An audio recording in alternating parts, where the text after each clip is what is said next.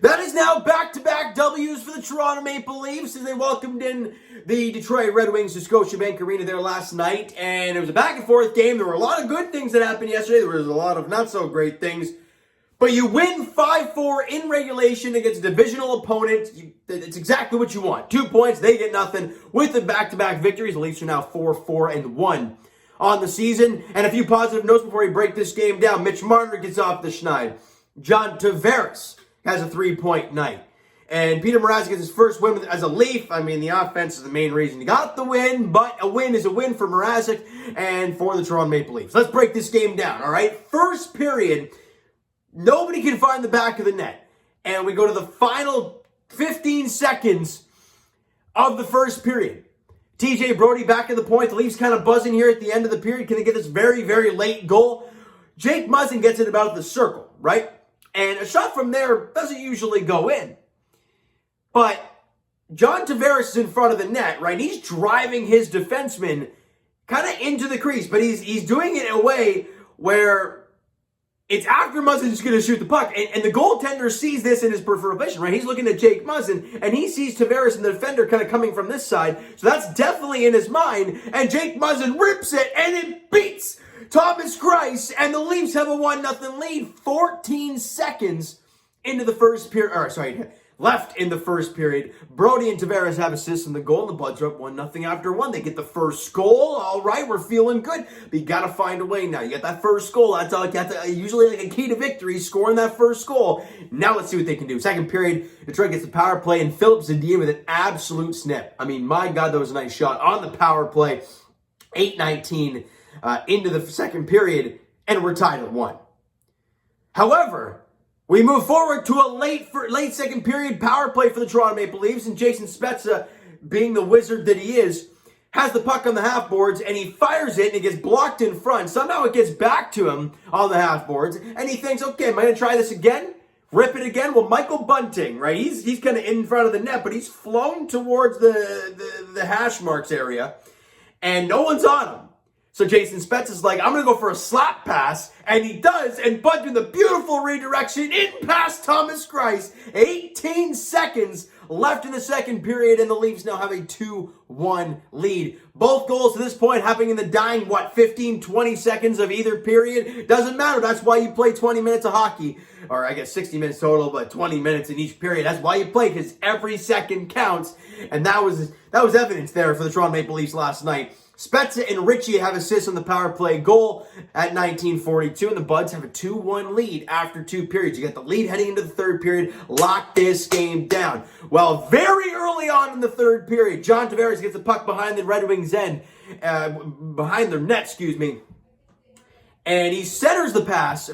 He stopped up and he kind of lost his defender, right? And instead of going around the net, he stops and he passes in front to Alex Kerfoot, who's right there on the doorstep, as he fires it past Thomas Greiss. And the Leafs have a 3-1 lead. All right, we got a 2-goal cushion now to start the third period. The boys are buzzing there. Good stuff. Great start to the third period. Problem, though, just over a minute after that, Joe Veleno scores.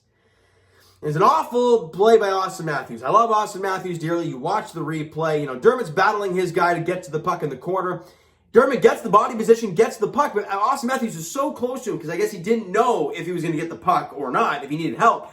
So he got real close to him, but Dermott's backhand pass to Matthews goes past him because he was so in tight, and it's a turnover, and then bing, bang, boom, it's in the back of the net. Can't really blame Austin Matthews too much on that, but in the end, it could have been avoided, but it's now a 3-2 hockey game.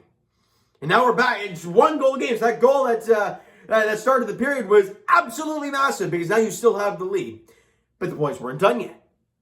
Incredible play by Morgan Rielly, right, who fails to clear it initially, dives for the puck, knocks it with his stick, gets it out, and it kind of just floats. It flows past Marner and Red Wing as well, somehow, along the ice. So it didn't float, I guess. And it gets to Alex Kerfoot, who's on a 2-on-1 with John Tavares. Kerfoot looking shot. Beautiful saucer pass to John Tavares, and he rips this thing. I mean, he got it on a tee, and he roofs it past Thomas Greiss. The Leafs get their 2-goal lead back at 7:47 of the third period. Riley and Kerfoot have assists in the Tavares goal, and the Leafs are back out in front by 2, as I mentioned. All right, good stuff. Less than 3 minutes after that, though, Nemestikov scores. Of a missed poke check from Peter Mrazek. It was kind of like, was it a shot or a pass to the back door? Either way, Mrazek tried to poke it, but Nemestikov got his stick in front of Mrazek's stick, and he redirected it past him. And we're back within 1 again. Like, can we not just close this game out without stressing? And then, here we go. Less than 3 minutes to play. They get the puck in their own zone. Thomas Greiss plays behind his own net, and he passes to his defenseman on his left-hand side. But Mitch Marner, there to pick the pocket, and he buries it into the empty cage. And then all the emotion from the Leafs players. You could see it, the relief. It's finally happening. Marner's on the score sheet with a goal. And the Leafs have a 2-goal lead back now. It is what? 5-3? I think it is 5-3 at this point. With under 3 to play, you feel pretty confident. But you're a Leaf fan. You're never confident, right? Less than 30 seconds to go in the game. As a Hronik? Something like that. He fires it on and just fires it on, and he beats Mrazek. It was a screen by Mitch Marner. It goes to so if I'm Mrazek, it goes to my glove side. And Marner was in the lane, so he couldn't see squat. And it is now a 5-4 game. Every time we score and take a 2-goal lead, they're answering back. It's a 5-4 game, so some scrambles ensue at the end. But they hang on. Ensue. Either way, I might not even be a word. I might have just made one up. It doesn't matter. Because the Leafs hang on to win it 5-4. Like I mentioned earlier, when back-to-back games, you're back to 500 at 4-4-1. And like I said, was it a pretty game? No. But I believe this might have been the first time all year the Leafs have scored 5 goals. And I'm hoping this is a sign of things to come for this team with Tavares breaking in with a 3-point, with Marner getting on the goal sheet, right? Starting to feel good again. I'm hoping these are signs that this team is going to break out and go crazy. Because we know what this team can do. And I'm really hoping that their bad stretch just happened and that's it. It's done. I'm really hoping that's the case.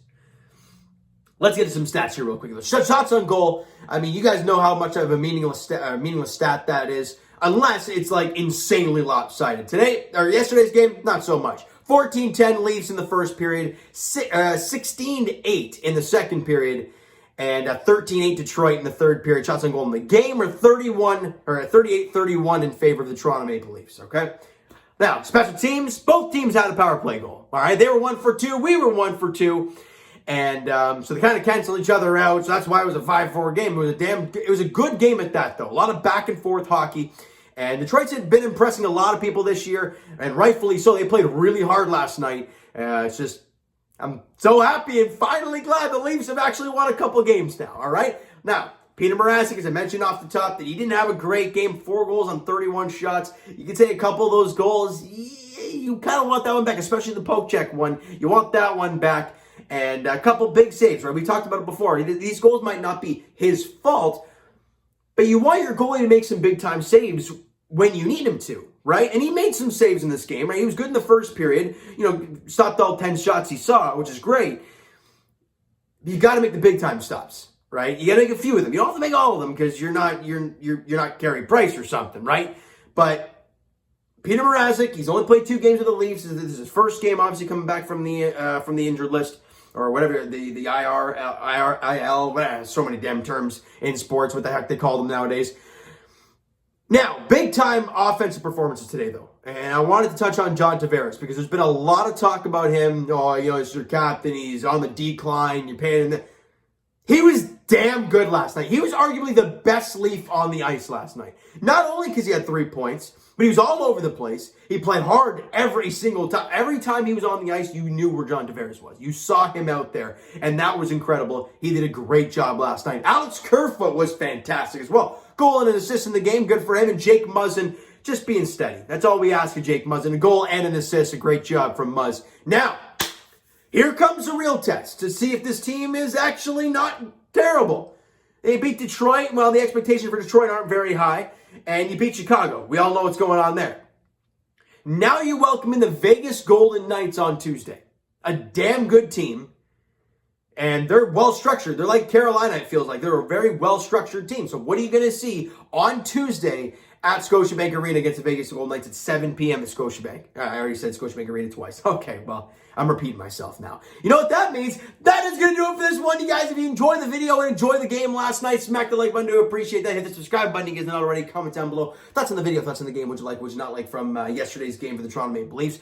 Twitter is down below for myself. Follow up, send me a DM to that great stuff. The Instagram link is down below as well, so follow up there if you have not done so already. I will talk to you guys Raptors edition very shortly. I'll talk about last night's game as well, as obviously I told you guys it was going to be a late one last night. I didn't know if I'd get a chance to do the videos for you guys. Clearly that didn't happen, so I apologize for that. But I'll tell you guys very shortly Raptors edition. And as for the Toronto Maple Leafs, their next contest, as we've mentioned now, is Tuesday night against the Vegas Golden Knights at Scotiabank Arena, 7 p.m. puck drop. Thank you guys so much for listening and watching. I hope you enjoyed the video. We'll talk to you guys then.